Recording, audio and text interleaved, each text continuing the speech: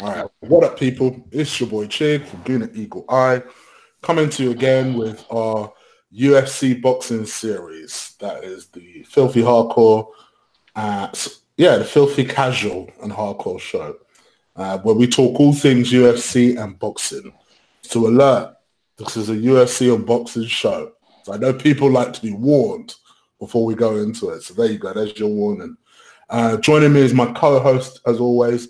He's going to be audio only because he's up to a few things. And that's all. Say hello to the people. Yeah, what's happening, people? You're our viewers. A long day, but yeah, putting this show across to you guys. It's gonna be a mad weekend too on this UFC card. And Yeah, I'm not going to lie. It's been a it's minute. one that we both. Sorry, go on. I was gonna say it's one that we're both excited about, aren't we? Yeah, I must admit I am. I am. It's been a while since we've done a show for the kind of general subscribers because I know not everybody's into their UFC, not everybody's into their boxing, but the people that are into it love what the show that we do in terms of talking about these cards. And I know the last card we did was for a Patreon only. Go subscribe to that if you want to see me and Ola in action, where we talked about the TJ Dillashaw Henry Cejudo match, which what a result that was. But yeah, let's talk about the 2-3-4 card. Now, the way I've titled this video is Israel Adesanya the real deal? It is worth bearing in mind that although this should be the main event, there is another fight on the card, and it's just a little fight involving the champion of the middleweight division, Robert Whittaker versus Kelvin Gastelum. I don't think we're going to cover this fight too much, but let's talk about that now. Are you pretty excited about that fight, Ola? I mean, if you look at the actual press conference, that just goes to tell you exactly what the card is all about. The card is not stacked. They've got a couple of fighters here and there on the card. It's not a jacked up card, you know what I mean? But it's still one of those that gets you going.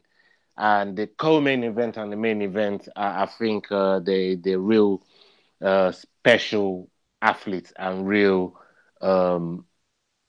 these are people that's giving they've earned a lot of brownie points, if you like, with the UFC and mixed martial arts in general.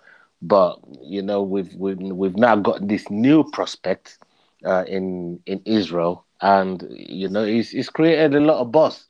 He's kicking up dust. It keeps putting people away.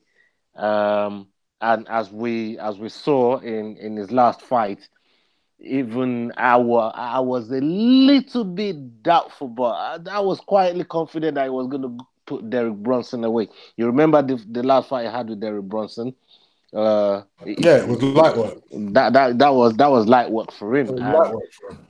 you know, it keeps climbing the ladder in that middleweight division, and I think there's one more step for him to get to the top of the mountain. And but let's talk about that because I could tell we're already going to naturally focus on the Adesanya fight. Yeah. Let's cover the champion.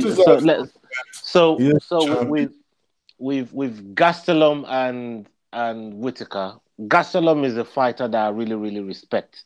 And if you look at the fights that got him to Whittaker, they weren't easy fights. You know, he's had to go through Jacare Souza.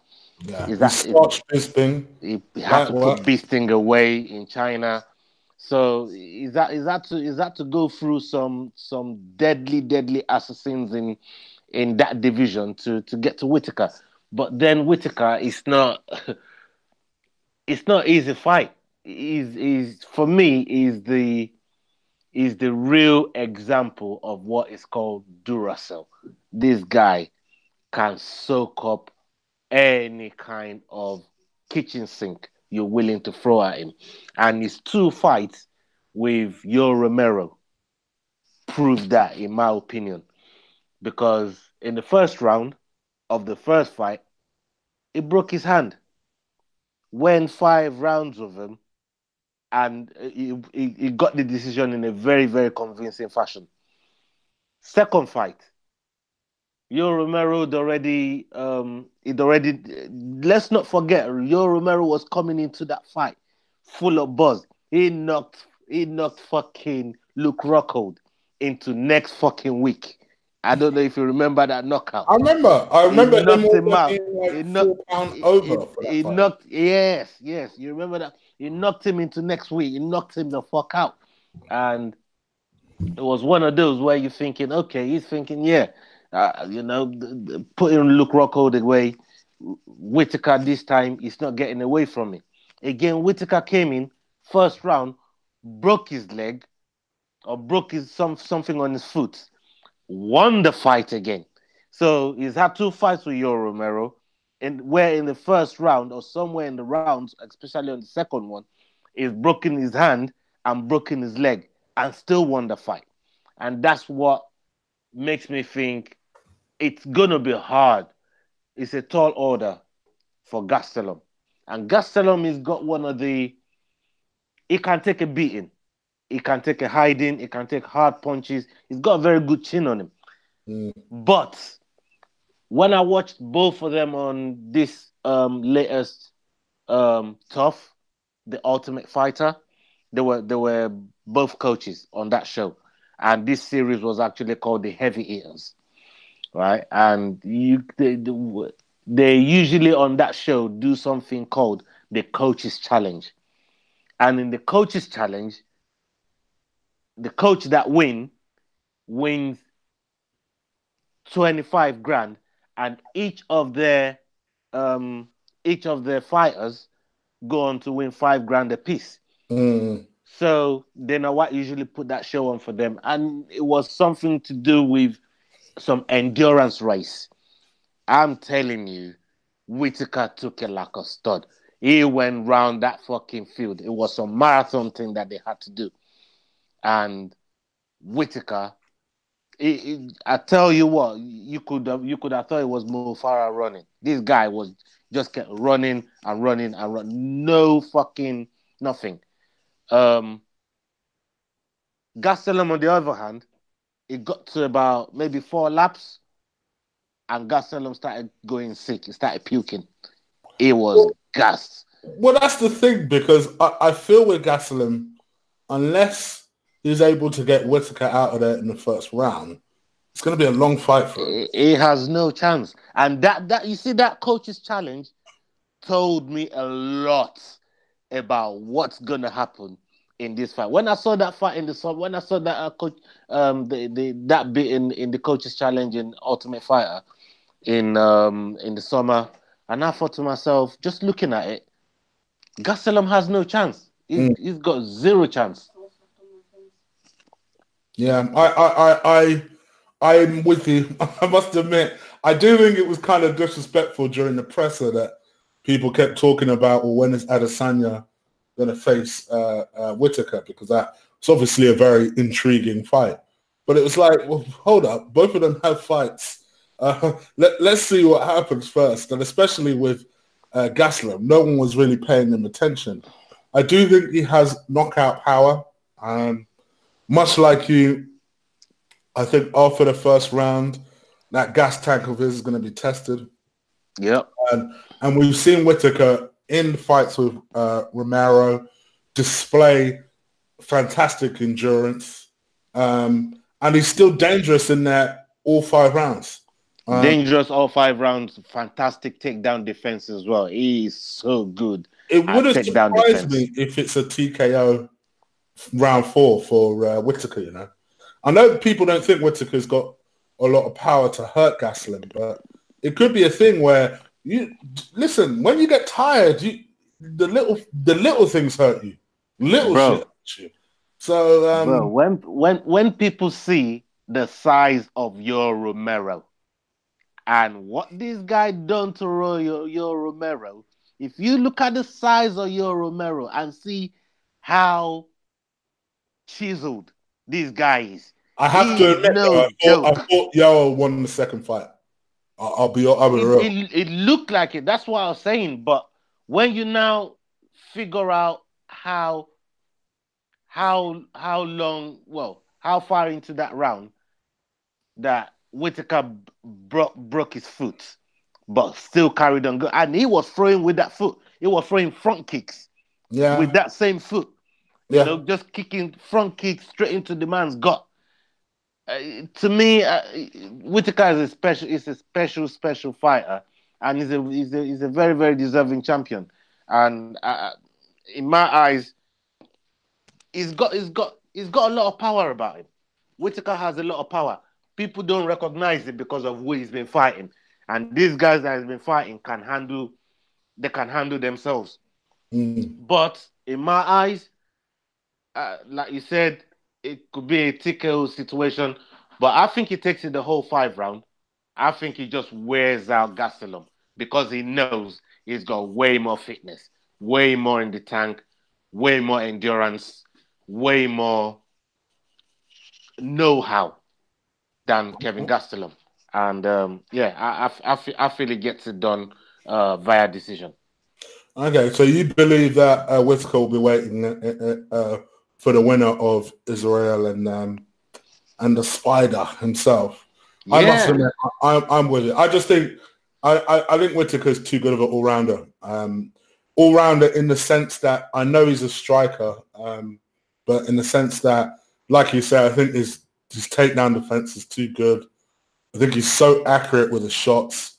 Can be very inventive in there. I thought that was the thing that impressed me the most against Yoel in both fights. The way he was able to adapt from one fight to another. He went from the guy whose knees were getting taken out to being the guy who was throwing those oblique kicks and really slowing Yoel Romero down a lot in the second fight. Even though I still thought he lost that fight, but I wouldn't hate on you if you gave it to him. And yeah, I just the kid, because he's still young. I think the kid is talented enough. I think people unfairly see him as a bit of an easy target. Like I heard Woodley talking about last week, funny enough, and we'll talk about that press conference a bit later. But I heard Woodley talking about the fact that he wanted to beat Usman, beat Colby, then step up and beat Whittaker. So you can already see that with Tyron, he already believes that Whittaker will stay champion. Get something away from he can get something out of Whittaker. I mean, Whittaker is you see, he's one of those easy-go-lucky guys. He don't talk trash. He just goes about his business. He reminds me a lot like this Anthony Smith guy that John Jones is about to fight. They got the same demeanor about them. They don't say a lot. They don't go around talking trash. They just get in the octagon. They get the job done until they get noticed. And Anthony Smith he's got himself out there. A lot of people are talking about him with the title fight that he's got with John Jones. So that's one that you don't, even though nobody's giving him a chance, he's just got that fighter's chance. That anything, we all know anything can happen in the octagon, and that's just you got to give him a fighter's chance at least, whether it's the underdog, the way more underdog or not. He's got that fighter's chance, and I'm gonna afford that same luxury to Kevin Gastelum. But when you look at the way Woodley, like you just alluded to yourself, he's talking about stepping up to go and grab everybody wants to be a champ, right? So that's where Woodley is thinking, okay, that could be where my champ is, because obviously it's not going to drop from 170 to 155 to go and look for. He's way too much of a drop to go from 170 to 155 but to that's face Khabib. For Woodley, he may think to himself, listen, I've done what I need to do. And I would argue he probably has.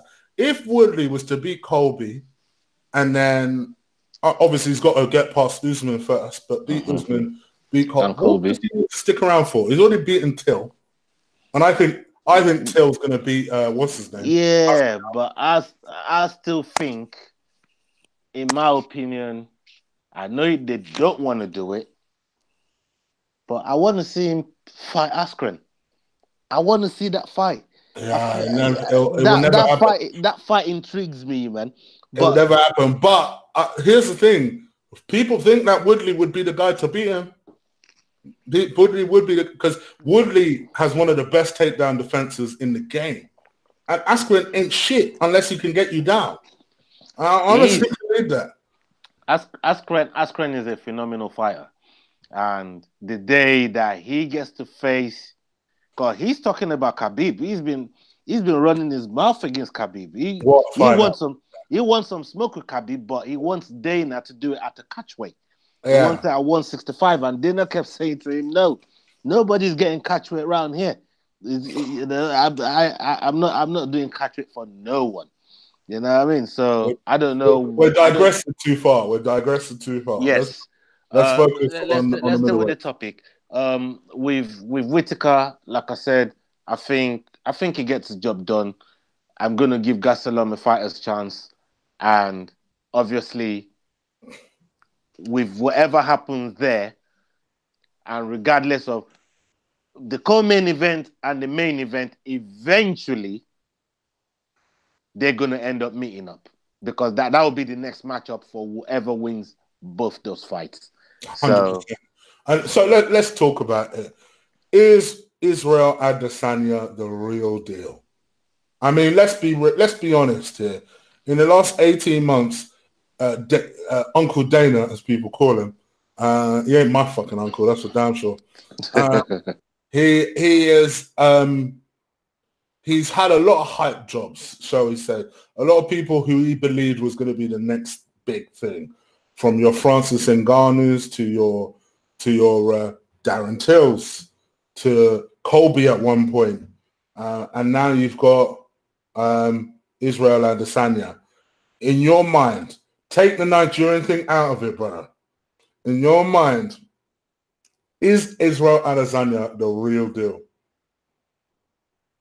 Bro, I think this guy is got a fantastic future.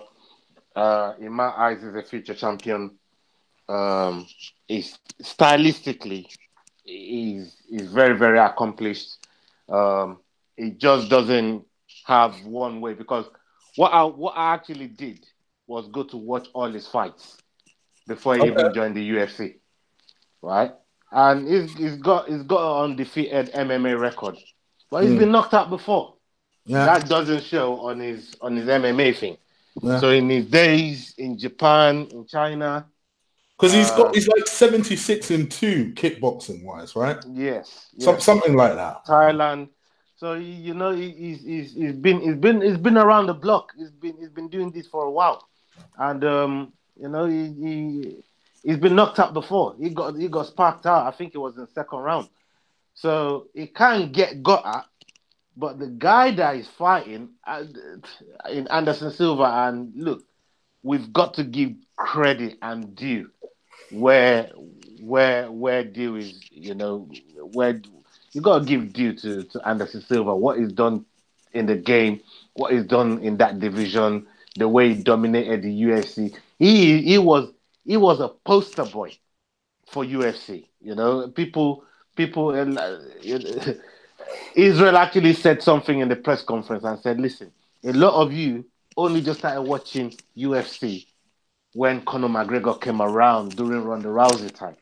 Said these guys were the guys that were holding down the fort. 100%. Him, your GSPs, these are the GSPs, your Royce the Gracie. Chocolate These are the Dell, the legends of Rashad the sport. Evans, the Rampage, Quentin Your Rampage Jackson. Your Hoist Gracies, your Rampage Jacksons, your what is the name of that man that just got knocked out the other day? Your Chuck Liddells. People like that. These are your legends of the game. These are the legends of the game. These are the people that were running the UFC. They put UFC on the fucking map. Yeah. You know what I mean? Yoto Machida. These guys, you know what I mean? They put UFC on the map. So a lot of casual fans just run along now that there's Conor McGregor and he's a big superstar. Ronda Rousey won a few matches without getting beat up, and the UFC has been they've been on the map for a long time, and Anderson Silva is a flagship poster boy for what UFC He is represented literally in Israel in a few years' time. Let's call a spade here. yeah. They have remarkable. The only difference between the two is that Israel's got a sharp mouth, and whereas Addison Silva does this humble stuff in front of the camera. There's that thing with obviously with Brazilians not being able to speak English too well to be able to do the shit talk that's actually required um, to sell the fight. But a lot of what those guys do is just go in the ring or go in the octagon and prove it. Yeah. And you could see that with Jose Aldo when during the press conference with Conor McGregor. So you could see Aldo couldn't do this shit talking thing with McGregor. There's no way he could out talk McGregor because that's not what they do. They go into the octagon and get the job done. People like Eddie Barrow, these guys were dominating for like 8 to 10 years without losing a single fight, without losing a fight. You know, I was listening to a stat earlier on. This is another Brazilian, Assunção. He had a fight the other day. With was it Moraes? He had a fight with the other day in the Aldo card as well. And this guy had not been finished. He's never been finished since 2011. That's 8 years. 8 years. And that's the thing with these Brazilian guys. They don't get enough credit that I think they deserve.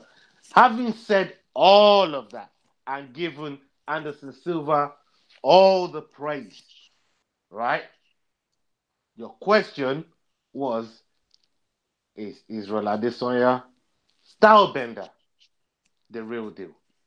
And I think it is. I think he's the real one. I think he is the new guy. He's the guy that's gonna ask all the questions now, and let's see where it takes it. Let's see where it takes it. I'm very, very intrigued. I'm excited for this fight. For me, this fight is bigger than the fucking title fight. Yeah, it is. It just is. It's the one that people are paying attention to. It's the one that I have to be real. It's the one I care about. It's the one we got invested interest in. Yes, because he's Nigerian. But you know what? It's more than that, actually, because to be honest, even though I want Usman to win against Woodley, I don't believe he'll win. That's just me being honest. Spoiler alert for that preview. I don't think he'll win. But I actually think he will. We'll come to that. Give me a second. We'll come to that. But in terms of this fight, I actually think that Israel has a good chance to just. I think I expect Silva to retire after this fight. Yeah. I think he sends Silva to the OAP home. I think he puts him away. See, it's simple as this. You know, would he stand a chance against Anderson of Anderson's prime? Never. Depends. Are we talking the TRT Anderson or this one? I don't know. But any Silva would have been too much for. You would think so. But I think purely on pace, just pace. Forget anything else. Israel's going to be too quick for him. I don't know if you remember all the way back to some of the stuff that Silva used to do. This guy used to flip off the upper cages. Yeah, I know. Some of the stuff. He used to take the piss out of his opponents. These were highlight reels. The stuff that Anderson Silva used to do. I know. And that was a lot of the reason why they believed Weidman beat him in the end, because he used to do that shit to all of his opponents. And then he did one thing to Weidman at the start of their fight, and he was like, all right, motherfucker, now I've got you now. And and finished him. And to me, I just think you're going to see something. You're going to see Israel really. This will be his coming out party. You know, I think you're going to see him being very, very sharp, kicks, punches, in and out of range, really showing off what he can do. And I'm going to go for a second round KO. I'm going for a TKO. The one thing I'd like him to do, if there's any such thing as you'd like a fighter to do something, is not to show too much respect. We know Anderson Silva is his idol. 100%, yes. We know Anderson Silva is his idol, but one thing we don't want him to do is not show him too much respect when they get in the octagon. Don't get starstruck, which I don't think in his attitude, from the day this guy says, you lot never compare me to John Jones. That's when I understood this guy's attitude. That listen, he doesn't get starstruck. Yeah. I don't want to be compared to John Jones. I am me. And from when he said that, I says, okay, this guy has got my full attention. And now it's time for him to go and put Anderson Silva away respectfully. Put him away the way legends love to get put away. And that's by retiring them. Yeah. You know? Make him hang his gloves right there in the middle of the octagon and say, I am never coming back in this octagon ever again. Yeah. Because of how good Stylebender was. And let's be real here. Let's be honest. For Anderson to agree this fight and for him to go all the way to Australia for this fight, you bet your ass he's been paid well for this. Oh, he's been paid well. He also thinks he's got a chance. Top heavy, if you want me. He's probably taken most of the damn budget. Bro, he also thinks he's got a chance though. Because that deal for the title was negotiated with him as well. But you don't enter a fight unless you believe you can win. Of course you should. If you're going to go into a fight, you better believe you can knock that motherfucker out. I have no issue with that. But to me, I think for him, the reason I mention the money is because if he does lose this fight, I think he'll feel comfortable enough to say, all right, enough is enough. I'm out. Yep, I'm out. Yeah, and then peace out, which is what I think will happen. I'll be very shocked if it doesn't happen. But then again, what the hell do I know? Because I thought Gustafsson was gonna retire after getting stopped by Jones. So what do I know? Well, these fighters, they keep coming back for more. I wouldn't be surprised after this fight. Anderson Silva rocks up. He rocks up at Bellator, looking for easy fight. I ain't gonna lie. It's to me, whether it's UFC or boxing, I hate it when legends fight way past their prime. You know when I found out the other day that Roy Jones Jr. Retired from boxing. I'm like, listen, the real Roy Jones Jr. retired from boxing about 20 years ago. This guy that you've been seeing boxing up the place and losing and stinking up the place, it's just someone trying to hold on to their past dreams. But the real Roy Jones retired about 15 years ago. So don't get it twisted. Unless your name is Bernard Hopkins, know when to call it a day, bruv. Just know. It's kind of like my man that got knocked out the other day by Bader. What's his name? The Russian dude. Emelianenko. Yeah. Emelianenko Fader. I am shocked he did not retire.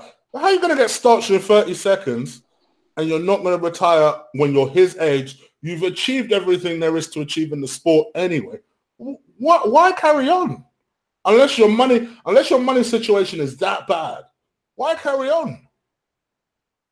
I don't know. This is just me just starting.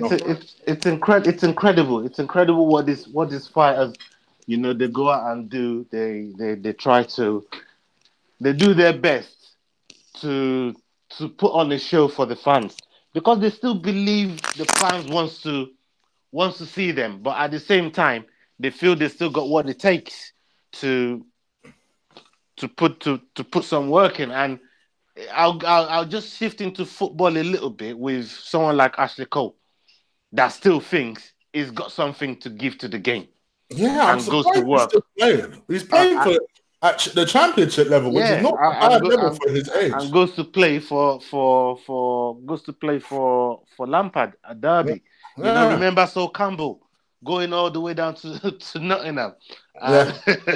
Was it Notts County or Nottingham Forest? So there's these OGs that. What you mean? No. Are you talking about playing or managing wise? No, playing. Okay. Yeah, I think he went to Notts County before we ended up getting him back on loan. Remember where the last season, where we were desperate for defenders. We were desperate for defenders. He had to come all the way from Championship or League 2 or some shit. Yeah. To come to us, and we gave him a little 6 months. Let's not press ourselves at Arsenal now. Come on. So you know, these OGs that's been really, really good from back in the day, they still think they got something to give to the game, and that's why they keep going back. And there's somebody, because of their name, because of what they've done in the game, that's always going to offer them a fight, and that's just how it goes. And I won't be surprised if Anderson Silva rocks up a Bellator or one championship. But for now, he's got a heavy test in front of him. He's got a very big test in front of him in Israel Adesanya. And what's your prediction? I've given mine already. Yeah, like I said, I think Israel gets it done. I just want him to do it in a proper respect. What's a respectful way though? Are you talking about quickly or what? Yeah, first round. Do you think it'll be first round? Yeah, first round. Just end him, put him away. Let him just put in his mind that fighting is not for him anymore. I'm going to go from here to commentary. I'll go and do commentary in Brazil. That's the next thing. That's what Israel needs to be putting in his mind after that fight. And he's a legend. For me, and I'm saying this now because I think he'll lose. I think he'll go down as one of the best ever. Unfortunately, he'll be one of the best ever with an asterisk by his name. But, you know, for me, he'll still be one of the best ever. Still one of the GOATs. He has nothing left to prove. And if he does lose to this kid tomorrow, the way I see it, it's just him handing over the torch. Like, go on then. Yeah. And you win that title. And who better to hand it down to the new poster boy of UFC. And you know, we spoke about his likeness to John Jones, and you tagged me into a video of this guy that looks like Conor McGregor. Yeah. A few days ago. And I mean, when I watched that video, I was like, holy crazy, shit. Isn't it? I was like, holy shit. This is ridiculous. By the way, for people who are listening, it's on Twitter. I tagged Ola in it, so it may be on my Twitter feed at Colossal Chig. Go and check it out. Basically, there's this guy. He must be. I don't know if he's Swedish or Russian or something like that, right? Bro, we're not talking about it could have been Conor's mom and dad that made this guy. This guy, literally, looks like and has clearly modeled himself as Conor McGregor from the entrance. But it was more than that. It was the fighting style. The stance. Exactly like him. He was a left. I say, what is a left-hander, a southpaw. Southpaw. That's it. Yeah. He was a southpaw. You know the way Conor McGregor is upright when he strikes and uses his kicks a lot when he strikes. It's a spitting image of this guy. The way he, my man, quick as well. Finished it. It was crazy. It was crazy. And the way he creates distance between him and the opponent is exactly the same way as Conor. Everything about him is like Conor's. And I thought to myself, wow, I would be shocked if Dana don't go and grab this guy. I'd be shocked. I would be shocked. I'm hoping in sometime soon, because I went through the whole thread. Well, through a lot of the thread, and people were tagging Dana in that. People were tagging him. Yeah. So I'm sure he's aware of it, or somebody in the UFC is aware of this kid. Made him aware of it. Yeah. Yeah. So I'll be shocked if they don't go and do something. It depends what weight is in. I hope he's not in the flyweight division because obviously they're looking to shut that down. So No, hopefully he looked more built than it flyweight. looks more than Got there flyweight. at the very least. Well, I hope so. I mean, he's somebody that I would like to see, in the very very near future. And there's something I really wanted to touch before we wrap it up. Sure. Is the is the Nevada decision on I'll let you go. Go on. and Conor. Have your say. Bro, I mean, Conor got fined 50,000 and 6 months. Obviously, he served 4 months of it. So, having served 4 months of it, they're saying, okay, you're eligible to come back in April. You got a couple months left. Khabib, on the other hand, gets fined 500,000 and he's got 9 months. And then they say, if you want to get 6 months, you gotta do us a campaign, But you know what I liked about anti-bullying campaign. Khabib told him, suck my dick. I am never. First of all, I'm not doing that program. Second of all, I am never fighting in Las Vegas again. How can Las Vegas? Listen, I love Vegas as a city, but what he said was the realest shit ever. How can Las Vegas, who is the city that commissions things like gambling and prostitution and shit like that, tell me anything about morals? Which, bro, to be fair, everything that's against his religion, and we know how seriously Khabib takes his religion. Yeah, all this stuff is against his religion, and they want him to come and do anti-bullying adverts for them. Like, let's bring it back a minute. Who was throwing the dolly at the big old boss? Exactly. Yeah? And it was Conor that struck somebody first in that fight that led to the melee. Let's face it, it was Conor that licked somebody first before Khabib even made it over the cage to go at Dylan Dennis. Yeah. Right? So why is Khabib the one to do the anti-bullying campaign? Because in his eyes, they're making him out to be some sort of bully. Right? So they want him to give them a free anti-bullying campaign and then fine him 500,000. To me, it was the fact that they fined him they fined Conor 10% of what they fined Khabib. And I'm like, 10%? Even if they said, all right, we're definitely finding Khabib more. How are you not finding Conor 300,000? Bro, 400,000? How are they not finding Conor $1 million? Conor's got more money than Khabib. Just off of that Floyd Mayweather fight. He got 100 million from that fight. What's 50,000 to Conor? So I could imagine, he's just at this point where he's just like, you know what? And let's not forget, they gave Conor his full money on the night of the fight. Yeah, they were holding 2 million of Khabib's money. They were holding on to Khabib's money, 2 million of it. They won't give Khabib his money. Yeah. They paid Conor in full. All of this to me is injustice.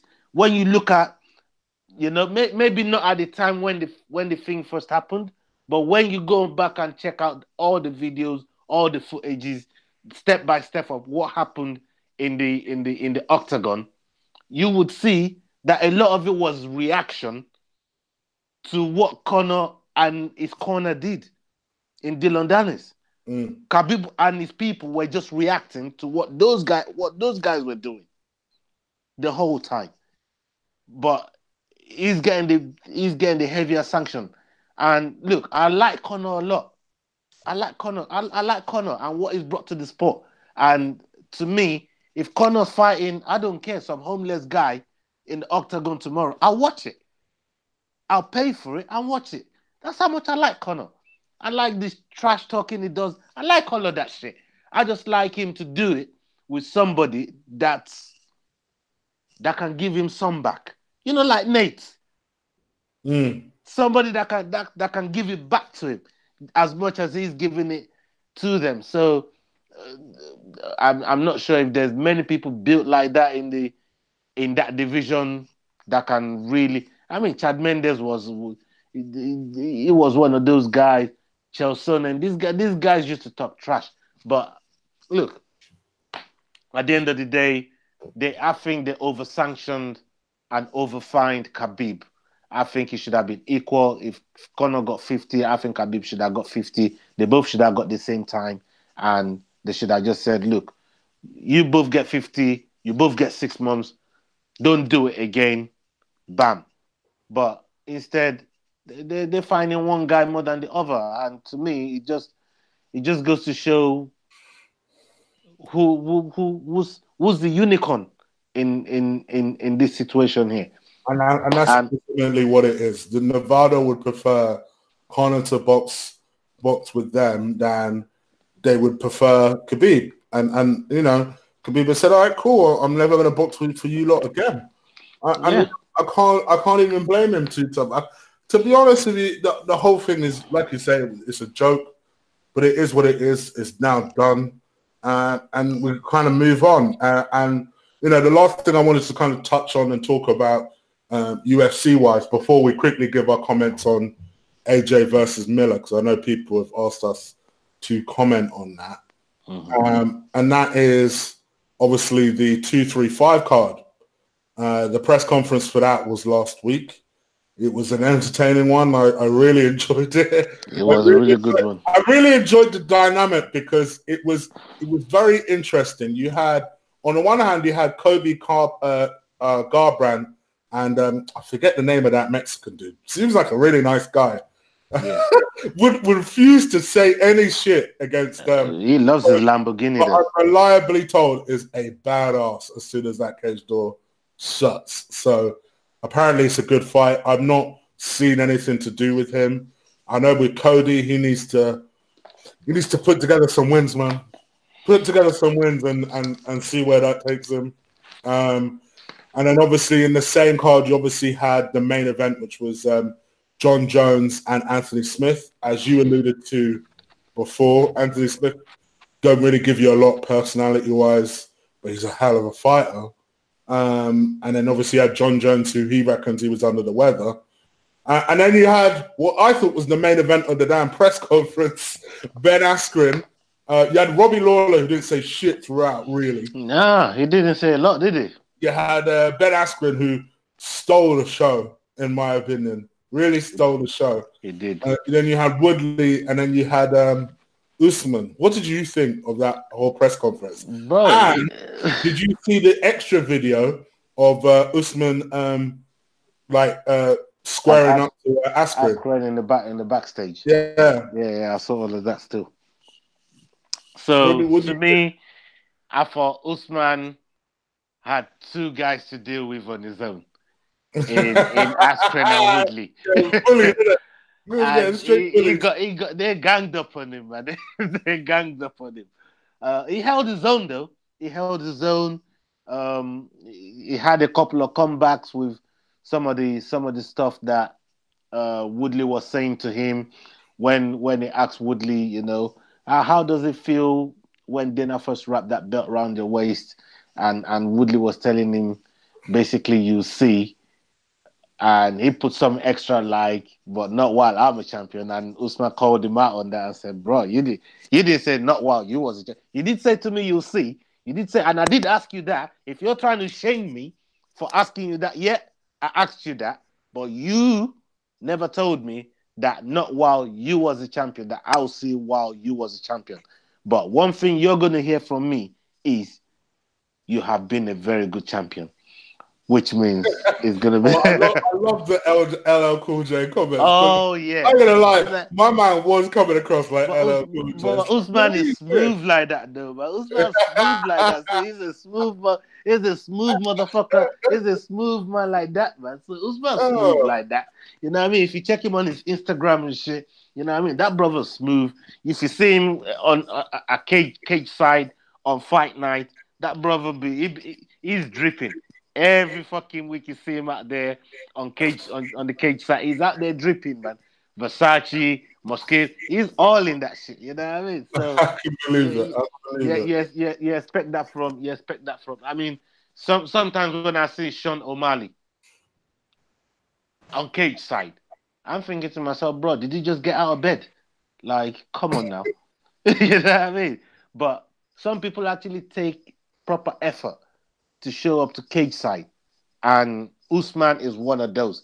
He's drip drip every time. He's all about you know, he's not fighting, and he's just one of those guys that he carries himself in a nice way. Yeah, like I said, look, Askren is entertainment value, full entertainment. He doesn't hold back in what he's got to say. He doesn't he's got no regrets in what he's got to say, and he's always been like that. I've seen a lot of his interviews before he even showed up at UFC. A lot of people don't know nothing about Askren, but Askren is a motherfucker, and he's got a sharp tongue on him. You know, this guy can out talk people for days. And the one fun fact about Askren as well, if people don't know, in his professional career, and he's never lost a fight, he's never been punched in the face. Can you believe that? As an MMA fighter, to never lose a fight in all those fights he's had over 20 fights. Over 20 fights. Won them all. And he's never been punched in the face. Because before any fighter gets there, he's literally wrapped them up. He's wrapped them up all on the ground. He's on their back, and he's choking the shit out of them. And that's Askren. So basically, I hope Robbie Lawler is going to bring something different to all these other fighters. I don't see it, but I hope he's got something. Not Robbie Lawler of 2019, anyway. Nah. I mean, Robbie Lawler, if he tore his ACL, it's been a long road back to recovery for him, and he feels he can do something with Askren. I think he can defeat him. I don't think he can, but he reckons he can. I think Woodley actually did what I'm expecting Israel to do to Anderson Silva to Robbie Lawler. Cause Woodley starched. He just lit fire on his face. Bang, bang, bang, bang, bang. Just dealt with him. It was over. And them two are really, really good friends, by the way. Robbie Lawler and Woodley, very, very good friends. Oh, okay. They spar together, long time friends. Spar together. They train together. They do all their works out together. You know, and that's why Woodley knew he could beat Robbie Lawler, because he's knocked him out in sparring sessions. Like, easy. I mean, post-fight interviews, like, yeah, I knew that I could deal with this guy because I deal with him in training all the time. So I just knew, you know, if I'm fighting for the title, I'm putting in triple the effort to put him away. Surely, you know what I mean? Surely, if that's the case, if Woodley knows, then Askren must know. Those two are always around each other in training. So. Yes. That's a very, very interesting fact. If Woodley knows, Askren must know. But it was all over within the first minute. But is Askren going to take the same route? Because Woodley's got power in his arms. But Askren don't have that type of. He don't want to get into no ugly fight with Robbie Lawler. If there's somebody that loves an ugly fight, that loves a dog fight, it's Robbie Lawler. Yeah. And Askren don't want none of that. Yeah. Because he's never been punched in the face. I've seen fights where Robbie Lawler's lips is literally hanging off his mouth. So I don't think Askren wants any of that. So I don't think it's going to be a straightforward go in there, knock him out type of fight. I think it's going to take a few rounds to try and put Robbie Lawler away. So time will tell, but I still think Askren gets it done, though. I still think Askren gets it done. He's had a very, very bad injury, Robbie Lawler. So, and then I will preview that. Obviously, I think that card is March the 2nd. So no doubt we'll do something about that card there. Yeah, definitely. I do quite like these Friday night previews for for boxing and MMA. So for all the big cards, we'll do that. Make that on a Friday, and any other kind of smaller, bigger fight nights, that would be more of a Patreon only show, which I'll put on my Patreon, and we'll go from there. Right. Right. Only one more thing to talk about, and this is this AJ mess. Oh my gosh. All anyone wants to see is just AJ collecting this last belt, or Wilder, and just having an undisputed fight. I just want to see the fight at this stage. It seems as though Fury and Wilder are going to tango again. They're in negotiations for a rematch. We saw how dramatic that fight was last time they fought. I ain't going to lie to you, I enjoyed the fuck out of that fight. I was very surprised. I don't normally enjoy a Fury fight from an excitement standpoint. The Fury fights are always really technical, and from a boxing fan, I love the way he moves. I love how evasive he is. I'm one of the few people in the world that actually enjoyed the way Floyd Mayweather boxed. I'm that guy. I like technical boxing. Having said that, who doesn't like to see a motherfucker get knocked out every now and again? And that's one thing Wilder brings. He won't outbox you, but he'll knock your head off. And that's what's so intriguing about this fight. So I'm looking forward to that rematch. AJ was in negotiations for the Dillian Whyte fight. I must admit, I was not interested in that fight at all. And I love Dillian Whyte, but I've seen that fight. And unless it's for the last belt, I couldn't care less about that fight. So it looks like AJ kind of went in there. They kind of half negotiated and then didn't really finish. I think AJ's plan was always to fight Miller. I do believe that AJ's taken a lot of unfair criticism over the last 12 to 18 months due to the fact that I think Deontay Wilder and his team have done an excellent smear job on AJ. I think people see AJ weirdly as this ducker, as someone who doesn't like to fight and doesn't want to fight and isn't interested in fighting for the last belt. I think it's bullshit, me personally, and that has nothing to do with any kind of allegiances to AJ. It's just how I see it. To me, I think Deontay Wilder knows he'll be beat. I think he would be beat by AJ. I think AJ's the better boxer. He's got the cleaner skills. And I think, who knows? Quite honestly, unless Fury takes the belt off Wilder, I think AJ will. I think either way, Wilder's days as champ are numbered. Either way. I think either Fury takes his belt or AJ does. I don't know if you have any thoughts about it. Yeah, if I can just chime in real quick. Well, first thing first, I like the AJ. I like the Fury, Deontay Wilder rematch. I think that had to get done anyways, because the amount of dust and fuss that Fury kicked when they declared it a draw, he went happy. He thought he won the fight. Deontay Wilder thought he won the fight with the knockout. Remember when we spoke about it? Yeah. Said if that was in the UFC ring, soon as Fury touched the canvas, the ref would have been waving his arm saying, "Look, it's over. Yeah, you ain't going nowhere near him." The fight was done. To be fair, he's right. There are a lot of referees that wouldn't have even bothered counting. They would have just waved that shit. They just waved and said that was over. Because of how heavily he fell to that canvas. Exactly. So yes, he does have a fair point there, to be honest. So he has a fair point, but then obviously Fury thought because he got back up and the amount of points that he racked up, he should have won the fight. So they both had points. But in their argument, won that fight. I don't care. I know what people are saying. Oh, how can he be knocked down twice and then be the one to take the title off the champion?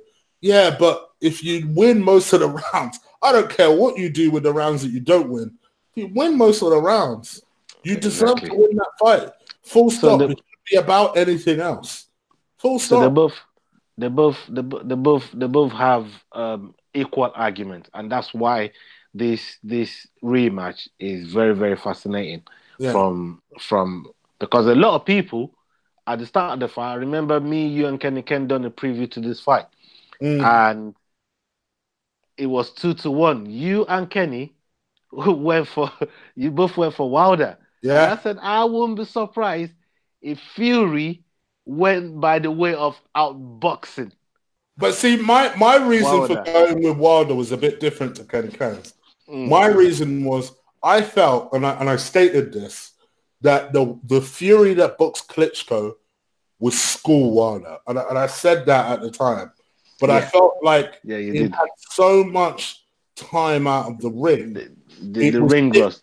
difficult to see how... Even Kenny had to give props. He had to give props to Fury. He didn't expect what Fury was gonna, Of course. how good Fury Two, fought in that.